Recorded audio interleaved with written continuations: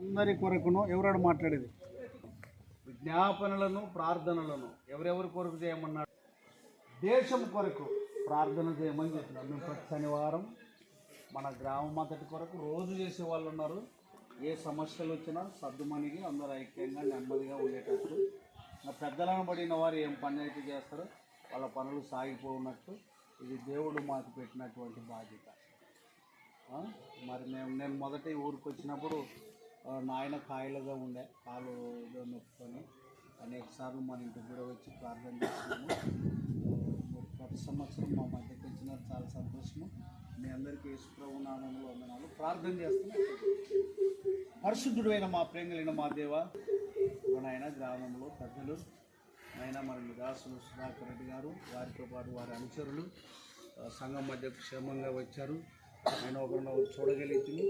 మరి తిమోతి పత్రికలోని మాట రాజుల కొరకు, మనుషుల కొరకు, అధికారుల కొరకు మరి ప్రార్థన చేయండి అని సంఘానికి బాధ్యత పెట్టారు. అది కూడా నీ దాసులకు వినిపించాం.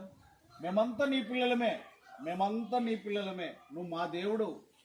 యేసుక్రీస్తు అనగా అందరికీ దేవుడు. అవును ప్రభువా, ఇది మాకు నేర్పిన సత్యము కాదు. మరి మీ దాసుడు నాయన గ్రామాన్ని ఆనుకొని, అధికారులను ఆనుకొని మరి లోకములో పరిచర్య కొరకు, పని కొరకు, మరి ఆయా విధాలుగా ప్రజల మేలు కొరకు ఆలోచిస్తూ ఉంటుండగా వారికి జ్ఞానము, కావలసిన ఆరోగ్యము, క్షేమం దయచేయండి.